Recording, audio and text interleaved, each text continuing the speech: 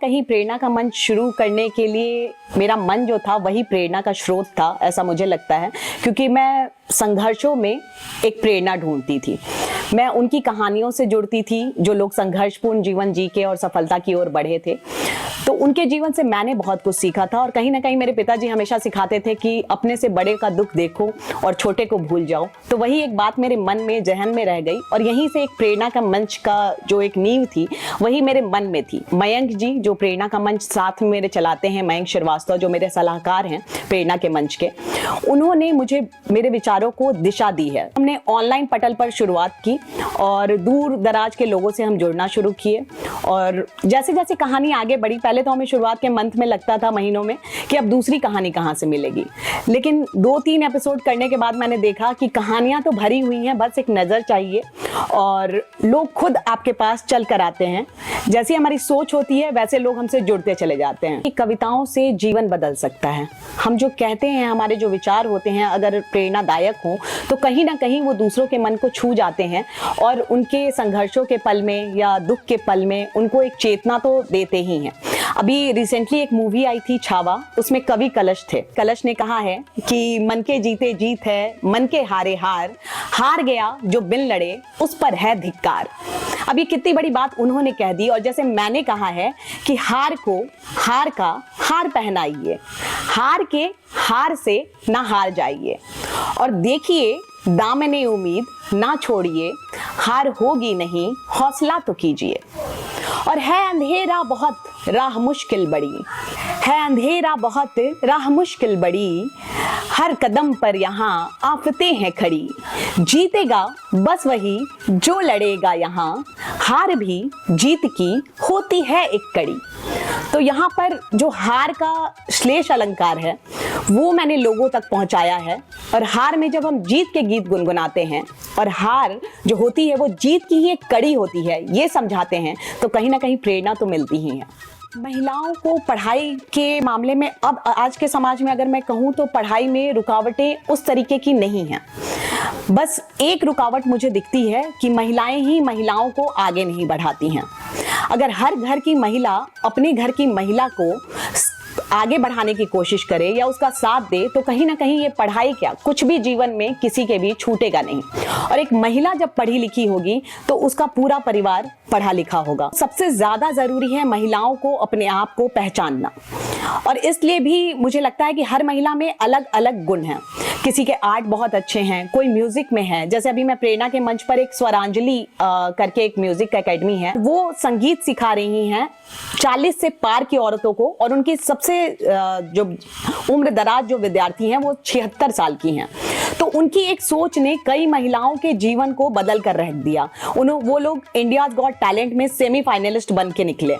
तो कहीं ना कहीं महिलाएं जब आगे बढ़ के दूसरी महिलाओं को आगे बढ़ाएंगी तो शिक्षा क्या, हर क्षेत्र में आगे बढ़ेंगी। लेकिन शिक्षित होना बहुत ज्यादा जरूरी है। बस ये एक सोच है कि हर महिला को अपने अंदर रखना है कि शिक्षित होंगे तभी समाज की जो नींव है, पंचायत जैसे छोटे जगहों की मैं ज्यादा बात करती हूँ क्योंकि बड़े जगहों पे तो ऐसे भी महिला सशक्तिकरण थोड़ा ऊपर हो चुका है। तो छोटे जगहों पे अगर हम छोटी चीजों की बात करें तो राजनीति में अगर पंचायत तक महिलाएं पहुंचेंगी तो उस जगह का तो बदलाव होगा ही, साथ ही वहां जो पिछड़ी महिलाएं हैं उनको भी संबल मिलेगा। अगर घरेलू हिंसा हो रही है तो शिक्षा के द्वारा ही उन्हें ये पता चल सकता है कि अब गवर्नमेंट की तरफ से क्या एक्ट है, तो उस पर वो काम कर सकती हैं। तो शिक्षा जो है वो महिलाओं के जीवन की नींव है। शुरुआत मैंने की थी बिल्कुल ऐसी महिलाओं को लेकर जो अपने अपने क्षेत्र में कुछ अच्छा कर रही थी संघर्षों के बाद। उषा विश्वकर्मा की बात करें तो वो चाइल्ड अब्यूज का केस था उनके साथ, लेकिन उन्होंने रेड ब्रिगेड खोला था और दूसरी महिलाओं, दूसरे बच्चों के लिए उन्होंने काम किया था। और ऐसे ही जब मैं आगे बढ़ी तो कैंसर पीड़ित लोगों के लिए काम किया जो कैंसर पीड़ित थे और फिर भी लोगों को जागरूक कर रहे थे कि कैंसर पीड़ित होने से कैसा बचा जा सकता है या महिलाओं को कौन सी वैक्सीन लगानी चाहिए, खासकर जो ब्रेस्ट कैंसर वगैरह जो आजकल ज्यादा फैले हुए हैं उसके लिए पहले से कौन सी वैक्सीनेशन आती है। इस तरह की बातें समाज में जागरूकता फैला रही थी।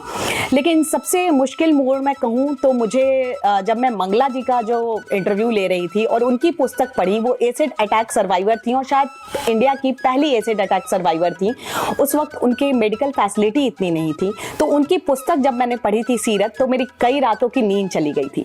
तो जैसे जैसे मैं प्रेरणा के मंच में आगे बढ़ रही हूँ, मैं ये देख रही हूँ कि लोगों के संघर्षों की कहानी इतनी दर्दनाक है कि उससे मैं भी कहीं ना कहीं मेरे जीवन में भी एक पीड़ा सा अनुभव होता है मुझे कि इतनी पीड़ाओं के बाद लोग संघर्षों से कैसे आगे बढ़ रहे हैं।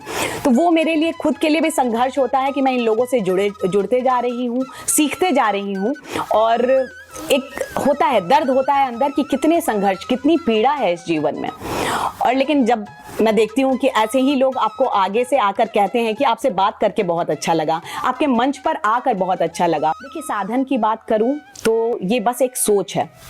अगर हम एपीजे अब्दुल कलाम की कहानी देखें, या वो एक मछुआरे के बेटे थे। कल्पना चावला को देखें, वो एक छोटे से जिले से बिलोंग करती थी। अगर हम अरुणिमा सिन्हा जी को देखें तो वो पर्वतारोहण की बिना दोनों पैर के। तो कहीं ना कहीं ये जो सीमाएं हैं, इन्हें हमें खुद ही लांघना पड़ता है। और ये तो तब की बात थी। आज के ज़माने में मैं देखूं तो ऑनलाइन में हमें बहुत सी सुविधा उपलब्ध है। छोटे जगहों पे भी बच्चे मोबाइल तो चला ही ले रहे हैं। तो कहीं ना कहीं हमें बस ये जागरूक करना है अपने युवाओं को कि संसाधनों का सही उपयोग कैसे करना है। वही इंटरनेट यूज़ करके कोई बिगड़ जा रहा है और वही इंटरनेट यूज़ करके कोई यूपीएससी क्रैक कर ले रहा है। तो आप संसाधनों को किस तरीके से प्रयोग में ला रहे हैं, बस उतनी ही जागरूकता की आवश्यकता है युवाओं को। एक्सपीरियंस भी है और ऑब्जर्वेशन भी। ऑब्जर्वेशन तो इतना ज़्यादा तगड़ा है कि बचपन में भी मेरे घर कोई काम वाली बाई आती थी और उसके साथ कुछ ऐसा घर में घरेलू हिंसा हुई रहती थी, और फिर भी वो मुस्कुरा के, अरे दीदी कोई बात नहीं है, यही तो जीवन है, ऐसे करके जब मुझे समझाती थी तो मुझे लगता था कि क्या संघर्ष और कितनी हिम्मत है। अगर यही हिम्मत वो अपने जीवन में लाए और उस हिम्मत से, उस घरेलू हिंसा से बच जाए, तो इसका जीवन कुछ और ही होगा। भले काम ये फिर बाई वाली ही करेगी, लेकिन एक आत्मविश्वास के साथ करेगी, एक आत्मसम्मान के साथ करेगी। तो हर जगह मैं कहानियां ढूंढते रहती हूँ, काम वाली बाई हो या रोड पे चलती हुई कोई ऐसी महिला हो जो टकराने से बचती है और फिर उसको कहती है कि जीवन भी तो यही है कि टकराओ और फिर बचो और फिर साइड से निकल जाओ। तो हर छोटी बात में मुझे एक कहानी दिखती है। हर बार ज़रूरी नहीं है कि कविता बिल्कुल छंद में हो और अलंकारों से सुसज्जित हो। जब मैं सीधी बात भी की हूँ कि क्यों नहीं मैं मौन रहती, खुद से सवाल पूछते हुए जब मैं लोगों से ही, हर नारी से ही कहती हूँ कि क्यों नहीं मैं मौन रहती, क्यों नहीं मैं संस्कारों की कुरीतियों के ताप को सहती रहती, और क्यों नहीं मैं बने बनाए रास्ते पे चलती रहती। और इसका जवाब भी जब मैं खुद को खुद से ही देती हूँ कि दुर्गा की नवशक्ति में मैं शक्ति का प्रतीक हूँ और आज गलत के समक्ष पूर्ण विराम का रूप हूं। तो ये एक जोश भरती है नारियों में कि हाँ, आज अगर मैं लड़ रही हूं किसी चीज के लिए, गलत के लिए, तो कहीं ना कहीं ये संघर्ष आगे वाली जनरेशन को या फिर मेरी आगे जो भी आएंगे उनको ये चुनौती का सामना नहीं करना पड़ेगा। ये प्रेरणा मेरी हर कविता से लोगों को मिलती है और मेरी कोशिश भी यही रहती है। और खासकर नारियों पे मैं जब कहती हूँ कि सुनो तुमने उसे देखा तो है मगर देखा नहीं है। आप सब हर दिन घर में एक नारी को देखते हैं, लेकिन क्या आपने उसको देखा है? कि सुनो तुमने उसे देखा तो है मगर देखा नहीं है। सुबह की धूप के उजाले को वो तुम्हारे घर में बिखेर, अपने भावनाओं के ताप को मन में संवार, सब्जियों में मसाले डाल तुम्हारे लिए पका लेती है तुम्हारे स्वादानुसार खाना।